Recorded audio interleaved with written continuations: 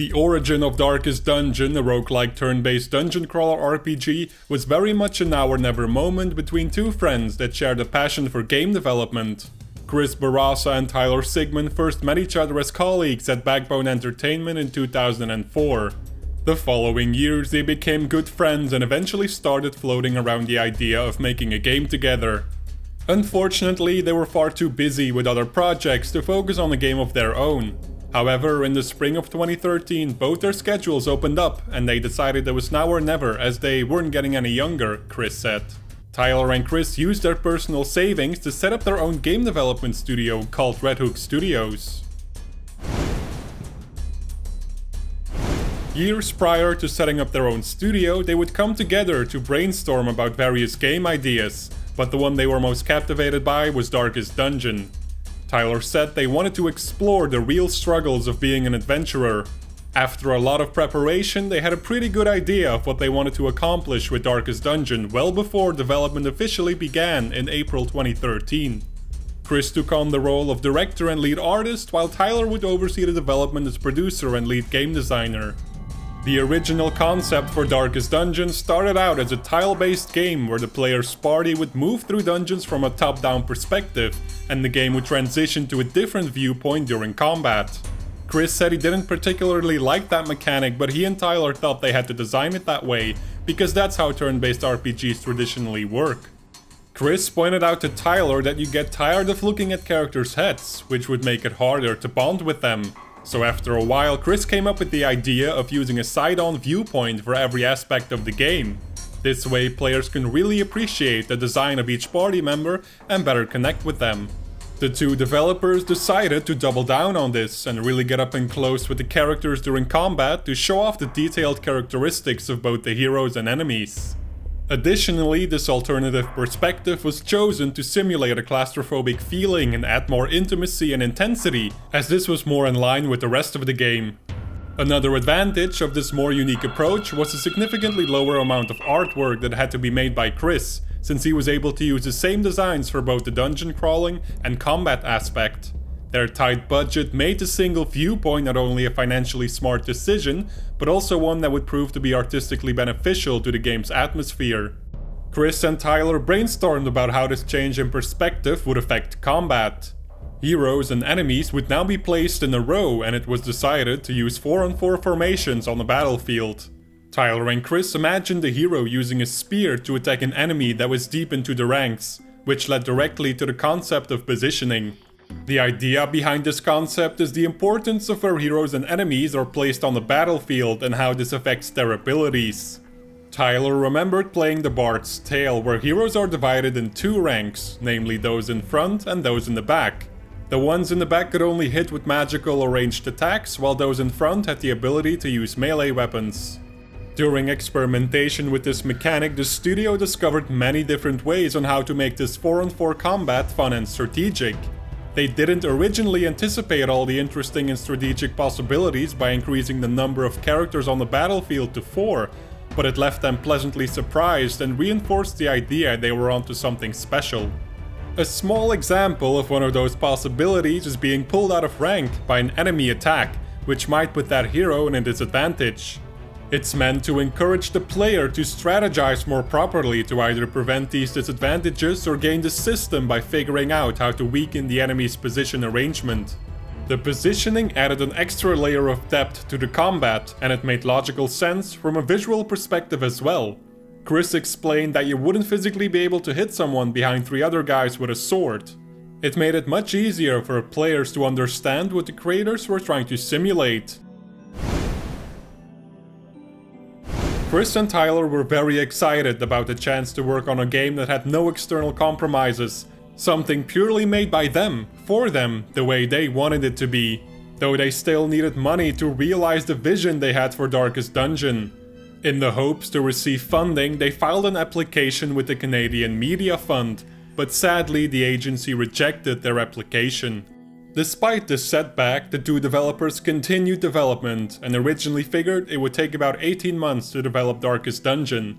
They knew they wouldn't be able to make the dream version of their game without funding, so they set their sights on Kickstarter to get another shot at raising money.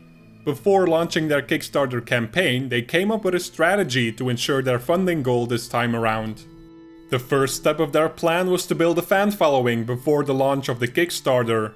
To accomplish this, they released the first Darkest Dungeon trailer in October 2013, which received plenty of press coverage that drove over 1,000 mailing list signups. Red Hook Studios was very aware how crucial it was to get as much support as possible on day one of the campaign, since this can help you score higher on popularity indexes and lists. So just before day one of the campaign, they sent out an email blast to their mailing list. In the email, they emphasized the importance of day one momentum and asked if they were considering pledging in the first place to pledge on day one. Furthermore, they offered Kickstarter tier previews and incentives to the mailing list subscribers. To give potential backers a reason to back it now instead of waiting to see how Darkest Dungeon would turn out, Tyler and Chris decided to provide great value and pre-order bonuses. Another strategy would be to offer heavy pre-order discounts, but both developers wanted to keep the core price, so they opted to give backers physical and in-game rewards instead. After releasing their first trailer, they took the time to observe the press and concluded that merely launching a Kickstarter wouldn't be enough to generate articles about their Darkest Dungeon campaign. To solve this, Red Hook Studios released a second trailer to go along with the launch of the Kickstarter. Lastly, the studio did plenty of research on what kind of tier rewards to include based on possible print costs, shipping, and so on. For the most part, their plan worked. Mailing list subscribers showed up in great numbers on day one, and thanks to the second trailer, the Kickstarter campaign received some nice press coverage in its first week. However, there was one major setback. Their in-game exclusive items for the adventurer tiers and higher created quite a lot of negative feedback. According to Tyler, there were some heated discussions about the ideology of offering in-game exclusive items. These discussions became a huge distraction for the studio as people kept pushing to eliminate these exclusive rewards. Therefore, they decided to provide an official update telling backers they would not change any tier rewards.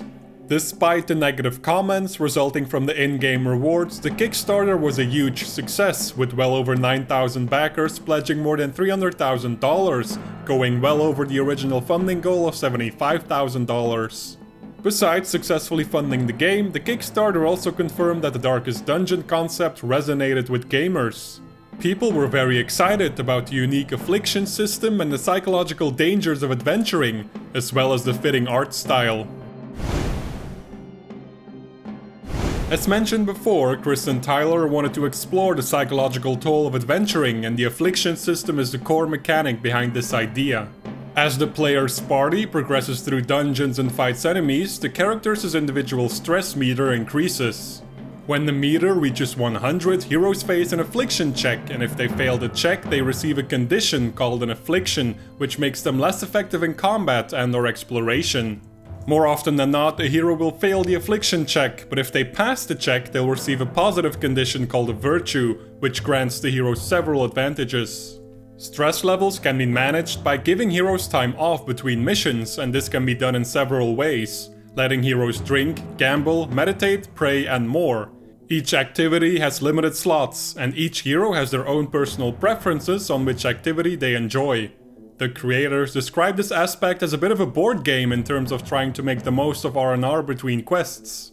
The player basically acts as a team manager that needs to consider the human factors of dungeon exploration, since characters can break mentally under too much stress. On top of that, they also wanted to toy with player agency and remind players that no matter how much they prepare before beginning a quest, things can always go wrong, and they never have full control over the events that can transpire. The developers realized such an experience wouldn't be for everyone, but for Chris and Tyler it was far more interesting to explore what a player would do under certain hopeless conditions. That's the DNA of the game, it's punishing. Sometimes unfairly, and we're looking at some things to do with RNG in general, but part of it is intentional that no matter how well you plan, it can get away from you. People play different games for different reasons and in different moods. But for us, this game has always been about making the best of a bad or imperfect situation. We're testing the player's abilities to think at the point of disaster. Not everybody's going to be entertained by that. Chris and Tyler are big fans of classic RPGs such as the previously mentioned The Bard's Tale series, Eye of the Beholder and Ultima Underworld, but also modern games like Diablo and Dark Souls. However, both have mentioned that many RPGs lose sight of the human element. Situations are presented as purely a player's choice whether to face down a terrifying monster with only 1 HP left. We started asking, how would the hero feel? In addition, we wanted to make something that stood in stark contrast to the loot piñata style of RPG. To be fair, some of those are done incredibly well and we've clicked and right triggered to the best of them, but they rely on a huge amount of procedural loot generation and the game becomes all about finding the next larger sword. The tone and visuals are noticeably influenced by Lovecraft, and at first glance it might seem like the affliction system is too, but the creators mentioned they actually didn't want to use the insanity concept that's very common in that genre. Instead, they focused on the role of the human experience in history and fiction. During an hour-long talk at GDC in 2016, Tyler gave the example of Band of Brothers as a direct inspiration for Afflictions. He talked about Neil McDonough's character, Buck Compton, and describes him as a tall, tough, energetic person that holds the squad together. At least until the 7th episode, when a couple of his friends die during a battle. And there's this great scene where he comes up, and he has a 1,000-yard stare, shell-shocked, and he takes off his helmet, and that's it. His war is over. I think that was really a moment that we wanted to capture. Since the affliction system is so important to the overall experience, the studio needed to come up with ways to communicate the hardships the heroes were going through during battle and exploration. Aside from using appropriate graphics and sound effects to signal heroes were gaining stress, the developers also implemented something called barks. Barks are essentially lines of dialogue from heroes that can appear while playing the game. It's meant to communicate the current state of the heroes more actively, as well as humanize them. Chris wanted the art style to feel old and worn, and to accomplish this he referenced a lot of illuminated manuscripts, medieval woodcuts and other period work. To give the game a fresh and modern look, Chris also took inspiration from his favorite comic book artists like Mike Mignola, Chris Bachalo, Guy Davis, and Victor Kalvikev. Furthermore, he wanted to have a bit of levity in an otherwise grim game, so he decided to add a cute flavor to the characters. This in turn also gave the designs a more iconic look.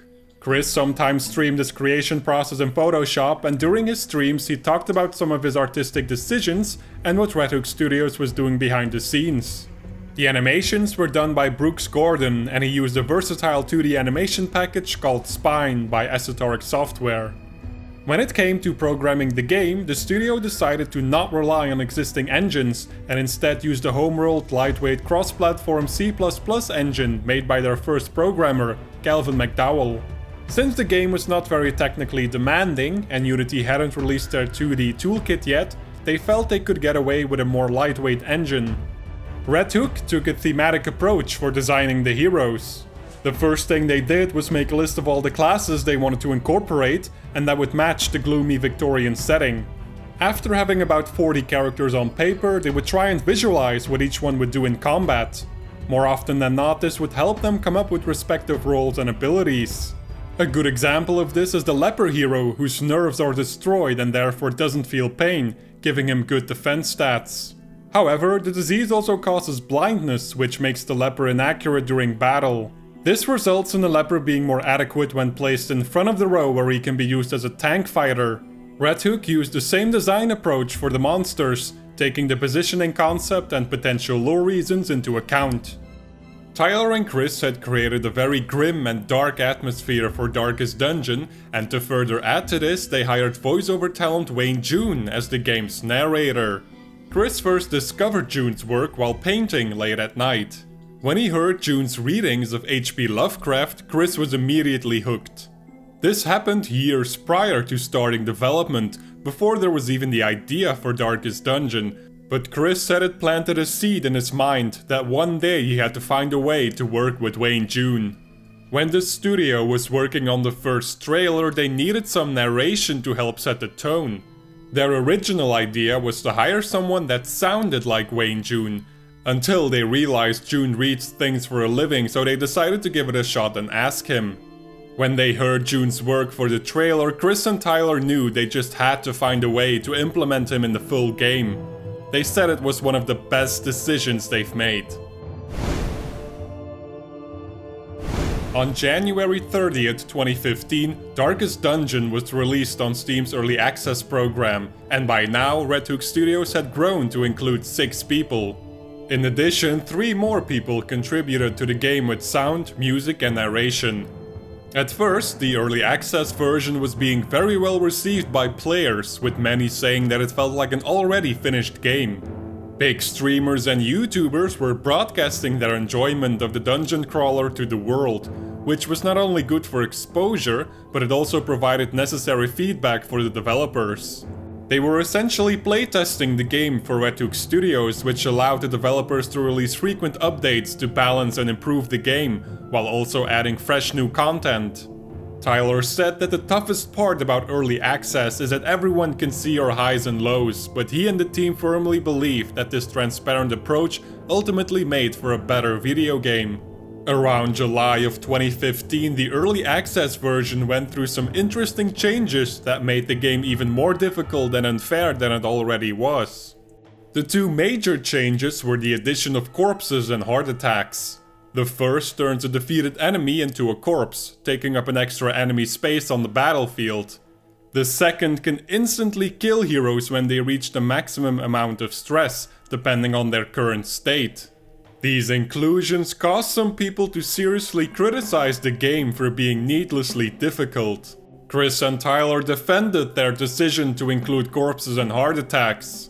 They both felt that corpses added more strategy to the positioning system and that heart attacks were an added incentive to manage the stress levels of the player's heroes. However, for some people their reasoning didn't matter and instead made people even more upset. In an interview with Kotaku, Tyler Sigman further explained the whole situation. "I remember asking, is this the right feature for the game? And then, even if it is, should we walk it back because there are enough people upset? Even if we believe in this feature in our hearts?" We would just sit on Google Hangouts, me and Tyler, and try to argue every possible perspective. We'd switch camps on each other. We did a lot of soul searching. The prevailing dread was just that we'd had such universal accolades that it was a bit of a system shock for us. We were worried that all of that was suddenly gonna go away because of one change. But aren't we allowed to make changes in Early Access? Things only got worse from here on out, and in August 2015 the official Darkest Dungeon forums were filled with hateful messages targeted at the studio. Not only that, a divide among players had sprung up since some people were defending the gameplay changes, creating even more outrage on the forums. Although Red Hook Studios really believed in these new features and that they were important to the Darkest Dungeon experience as a whole, they eventually gave people the option to disable corpses and heart attacks. The creator said they've always been very reluctant to add difficulty-related options since focusing on their intended version of the game had always been the #1 priority. However, they also mentioned they would be fools to not consider the established community that might want to play the game in a different way. By default, the features were left enabled though, since Red Hook Studios feels they are important to the context of the broader experience. Unfortunately, even after giving players the choice to turn corpses and heart attacks on or off, a vocal minority were still bashing the developers. This led to the studio introducing a strict code of conduct on their forums in October 2015. The studio realized too late they should have hired a community manager the moment Darkest Dungeon started to sell in high numbers. I think it was naive of us to think we could drop into forums and be judged only by our content or work ethic or whatever it might be. There was such a high, good general feeling around the game at first. It was like, maybe we don't need tons of help. That was definitely a mistake.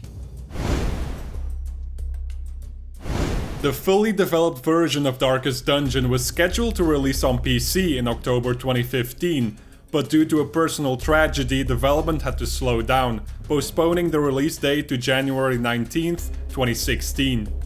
Upon release, the game received very positive reviews and scored an 84 on Metacritic. Yet, a group of people that were still dissatisfied with the difficulty changes decided to keep boycotting the game by spreading hateful messages on forums, comment sections of reviews, and so on. Some complained about Red Hook Studios messing up an almost perfect game, while others accused the studio of censorship on the official Darkest Dungeon forums. Some of them even started to spam Jim Sterling, a well-known gamer critic, in the hopes that he would support the boycott and write a negative review. This backfired, however, and Sterling ended up praising the final release of Darkest Dungeon. He even tweeted about it, saying it's not his problem that some people disliked the game. Despite this attempted boycott, the game continued to receive great scores from critics, and after a week Darkest Dungeon had already sold over 650,000 copies, including those from Kickstarter backers and early access purchases. In May 2016, Red Hook Studios released their first major update called Everything Burns. This update added town events, which added random events whenever the player returns from a dungeon. The PlayStation 4 and Vita version were released later that year on September 27, 2016. In April of 2017, support for Steam Workshop was added, and on June 19, 2017, the game's first DLC was released, called The Crimson Court. It added a new hero class, a new dungeon type, new enemies, new bosses, and more.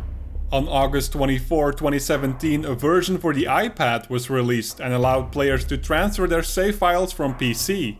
A second, smaller DLC pack called The Shield Breaker was released on October 26, 2017, and included a new hero, new items, and new monsters. By December 2017, all versions combined had sold over 2 million copies. The Nintendo Switch version was released on January 18, 2018, and shortly after, the Xbox One version released on February 28, 2018. A retail version of the game, subtitled as the Ancestral Edition, was also released in 2018 for both Nintendo Switch and PlayStation 4, and included all previously released DLC. On June 19, 2018, another DLC pack was released called The Color of Madness, and included a new region, an endless quest, new items, new enemies and bosses, an expanded soundtrack, new district buildings, new curios and quirks.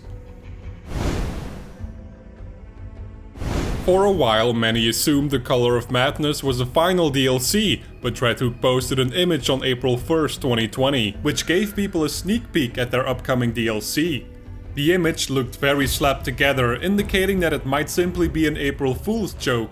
Surprisingly, the studio released another image the next day, confirming that the new DLC was real and is scheduled for release in May 2020. The Butcher Circus will add PvP to the game, allowing players to engage in 4-on-4 combat without sacrificing any of their campaign heroes. Red Hook Studios is far from done with the world they created for Darkest Dungeon, since they announced a direct sequel in February 2019. The developers have said that the sequel will feature a significant tuned-up version of the existing combat system in terms of mechanics and presentation.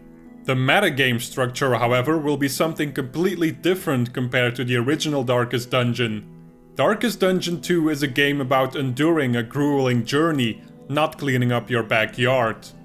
The studio is planning on releasing Darkest Dungeon 2 on Early Access first, just like the original.